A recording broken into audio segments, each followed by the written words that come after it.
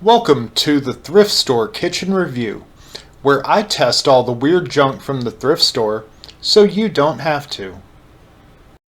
What we have for you today is the Breville Personal Pie. Wait a minute, no, that's Breville the Personal Pie. I purchased Breville the Personal Pie at No Longer Bound Thrift in Woodstock, Georgia for $17.99. No Longer Bound is operated by a charity of the same name that focuses on drug addiction treatment and vocational rehab for their residents. So now we're gonna unbox Breville the Personal Pie.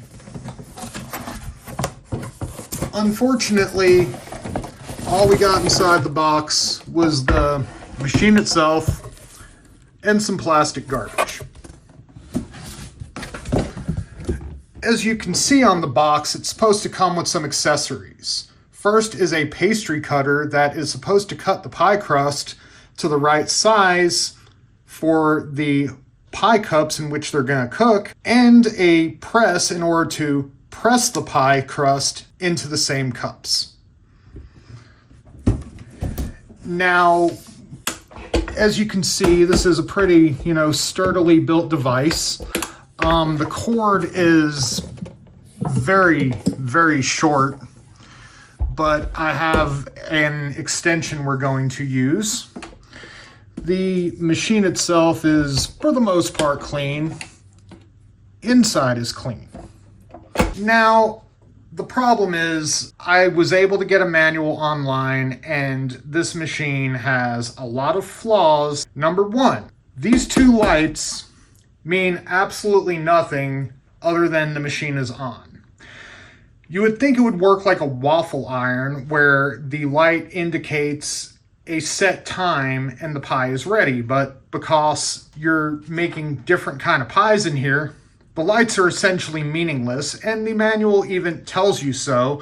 And even though you have a machine that locks every time you open and close it, you're supposed to be checking throughout. So you'd think there would be a timer on it. But there is no timer.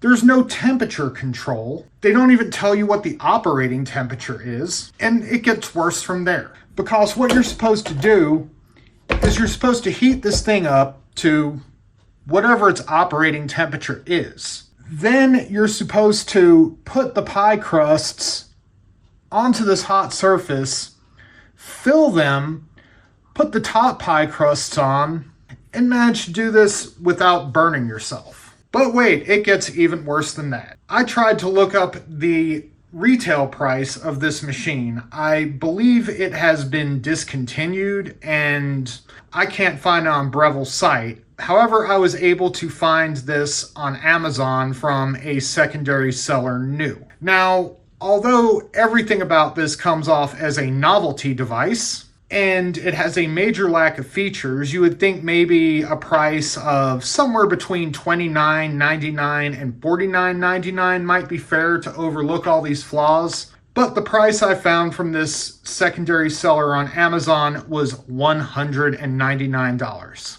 I'm about to go get some supplies so we can work around its lack of parts that were supposed to be here, and we're about to start cooking. So we're going to have to improvise here because the dough cutter did not come with this in order to make the crusts to approximately the right size for this. So I've got the tape measure. The top crust is going to be a little over 4 inches across.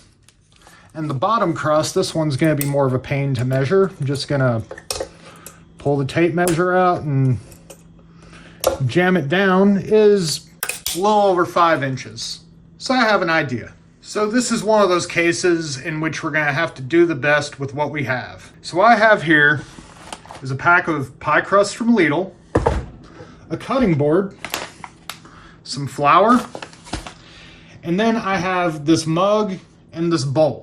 The mug measures right at about 4 inches across from the top, so I'm going to make an indentation in the pie crust and cut that out with a knife. Now, the closest I could find to 5-something inches was this bowl, which unfortunately measured at 6 inches, so I'll make the indentation and cut it out from the inside with a knife. So I'm about to make 4 of each, and we're gonna get started cooking.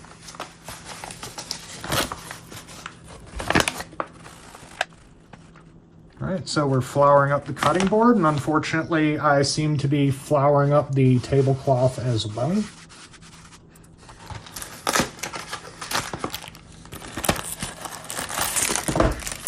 Open up and roll out one of these pie crusts. And as you can see, this pie crust is not in the best condition, but we're going to do what we can.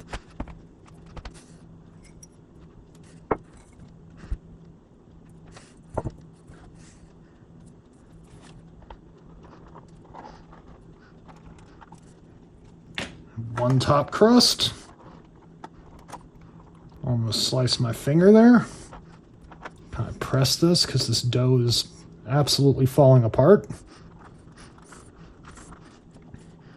And it's not very good. There is a bottom crust. I'm going to roll this dough out and try to get at least one more from this particular piece of dough.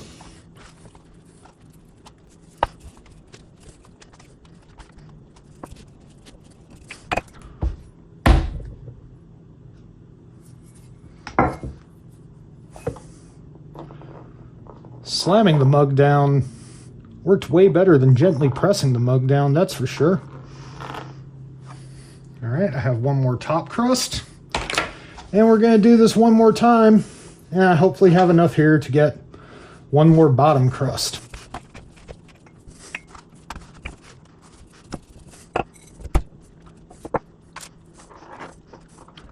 At this point, I've really stopped caring how good it looks. So after that debacle, we finally reached the stage at which we're going to cook using Breville the Personal Pie. I promised 4 pies earlier. I'm not dealing with any more of that. We're making 2 now. So we're gonna fill it with something basic, just some Lucky Leaf brand cherry filling, which ironically, after trying to use this thing, is not the only Lucky Leaf that you're gonna want to be using. So I'm going to plug it in, we're going to wait for it to heat up, and we're going to cook. All right, well, the light comes on. At least something's gone right. The ready light has come on, so let's try this. This handle here is about the only safe place to touch this machine. There is a warning on the front, hot surface do not touch, and they're not joking. So we have the machine open. Gonna open up our pie filling and get our crusts, our bottom crusts on first. These things are not cut very well, but at this point I simply don't care. Now, because we don't have the dough press either, I'm gonna use this glass to push it further into the cooking bowl.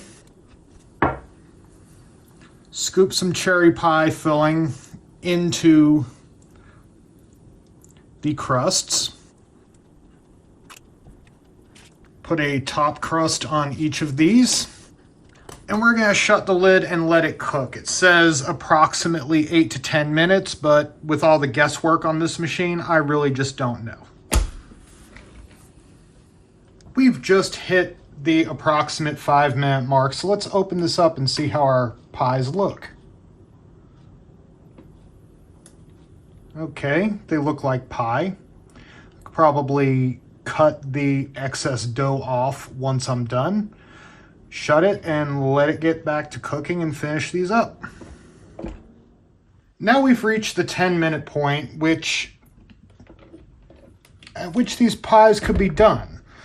They look about done, but the tops still look about the same as they did on the first check. I'm gonna give it about 2 more minutes and then we're gonna pull these out.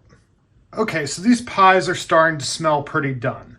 So we're gonna open the machine up, unplug it, and get these pies out. Now, unfortunately, we have another problem here, which is another flaw that I failed to consider. This machine, in the box, even in the items that were supposed to be included and weren't, does not include a way to remove the pies from the tray. So the best thing I can think of is we're just going to try to pry them out with a butter knife and not scratch the nonstick surface, because the top shells were too big. I'm going to cut here to separate them. Well, they're pretty stuck together, but it's coming out in one piece. So at least we got that going. All right, just burned my hand, but I'll live. This is how they look. We're gonna let them cool for a minute and then we're gonna try one. So I got myself a fork. I got myself a glass of milk, because God only knows how hot those cherries are going to be once I bite into this. So let's break this open real quick.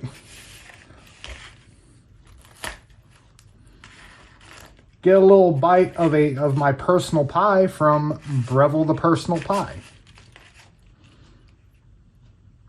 Looks good. It's definitely steaming.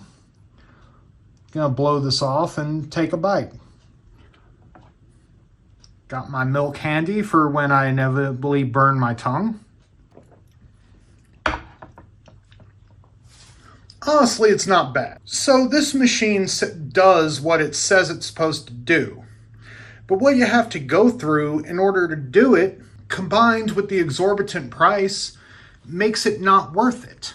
If I wanted to bake miniature pies, rather than paying $200 for Breville the Personal Pie, I could easily go on Amazon and for $20 buy a pack of 200 miniature pie tins, 95% of which my grandchildren would inherit when I die. And I don't even have grandchildren who are born yet. So, does it do what it's supposed to do? Yeah. Would it be easier to work it if we had all the parts that were supposed to be there? Yeah. But what you have to deal with just to get that thing set up, its lack of features, and its absolutely insane price, just make this thing junk. It's an overpriced novelty item. It's not something I'd buy new. If you really wanted one, you could find one used, either in another thrift store if you get lucky, or I saw them on eBay for about $49.95. But at the end of the day, just know there's better ways to make pie. So before we take Breville the Personal Pie back to the thrift store so somebody else can make the same mistake I did, we have one more test to see if it's going to be useful for anything. I've got preheated, so it's time to find out, will it glizz? Now, I'm not sure where I'm going to put the hot dog. Those cups are kind of small. I'm guessing I can just lay it down right here and close the top, and we'll hope for the best. That hot dog is sizzling loud and cooking fast. Let's give it a look. Wait, didn't I put it in the back? How did it get moved all the way to the front? But that thing is definitely cooking quickly. Look at those grill marks. Put it back here, see if it does that again. Definitely smells good. I have no idea how long to cook it, and I can't see it, so we're just going to need to keep checking. Yeah, somehow it keeps getting moved from the back to the front. Let's turn it over, get some on the sides too.